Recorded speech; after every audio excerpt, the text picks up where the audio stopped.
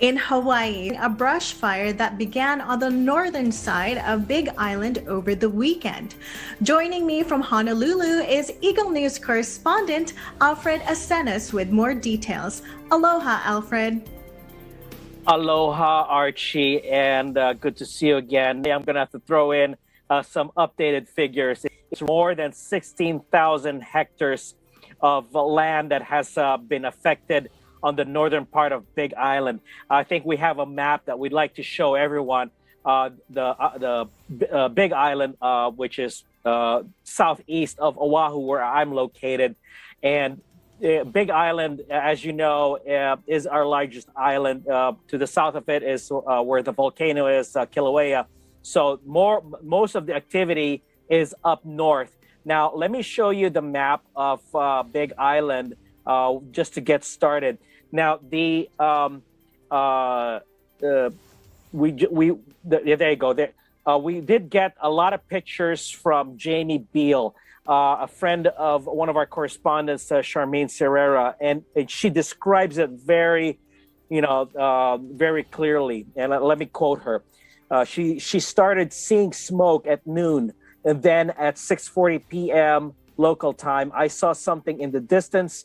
I couldn't believe it was the fire. I smelled fire in the distance for a very short time. It looks like a city in the distance where normally it is completely dark. Where is the rain now? So the elements of this fire, I mean, you got the dry air, strong winds, no rain, similar to what's going on there in the U.S. mainland. You can see right now the effects of that. And the latest that we've gotten from authorities on Big Island, according to Mayor Mitch Roth, is that he is hoping that evacuation orders could be lifted in a few hours. So far, about 100 residents have been evacuated. And according to first responders, they are now just finally getting the upper hand in controlling the fire with help from the military. So this is still raging on, and we ask those in the area to please avoid the northern part of Big Island as much as possible. Archie? Thank you so much for the update, Alfred, and hopefully everybody is safe and, hopefully there will be a cold front that comes in soon to help out. Do you have any updates of the COVID-19 cases in Hawaii? As a matter of fact, the COVID situation is a headline in and on itself. Today is the second day in a row in which the state of Hawaii has received more than 400 cases. In fact, we've logged in 452 cases today, and the positivity rate is now at 5.7%. To compare that from last year, those would have been figures that would have kept us here on Oahu at tier 1, very restrictive.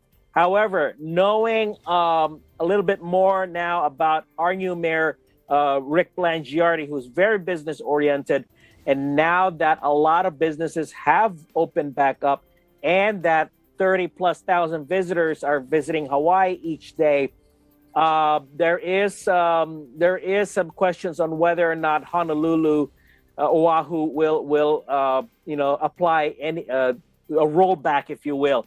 So we can expect this new month of August, there's going to be some deliberation and discussion between Honolulu and the state on how to put these numbers down lower again. Vaccination rate, however, is at 60.1%. But that number is dwarfed by the fact that we're getting surge of cases, no thanks to the Delta variant. And yes, a majority of those getting infected are unvaccinated. Let's put it that way. Yeah.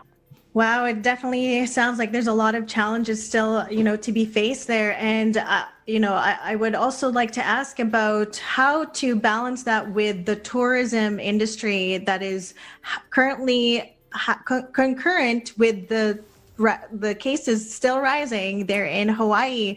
What can you tell us a little bit more about that and what your observations are? Yeah. So each county, each island group has its own education program, if you will, for arriving visitors, the tourists. Lieutenant Governor Josh Green is currently pushing for a statewide uniform education program, not only as far as reminding as well as educating those about, social distancing, masks. And to ensure not to contaminate anyone if the visitors themselves are sick. But we are experiencing what some of the locals call now over tourism. There is a great issue in messing with, if you will, the natural environment. Touching animals like the monk seals that are hanging out in Waikiki, where they're not supposed to be disturbed. Those are the things that I think we can see, for the rest of the year, not only around this time, but even in the holiday season, when we can see another uptick in travel, to constantly remind our visitors, yes, we honor we welcome your arrival, but please respect what we have here, because we are in a very delicate environment, nature-wise and health-wise. Archie. Thank you so much for that, Alfred. We are more than halfway through 2021, but it still seems like COVID-19 is still around. And with the fragile situation of balancing that with keeping the industry and the economy afloat in Hawaii, there's still definitely more things to be prepared for. So thank you so much for your update today.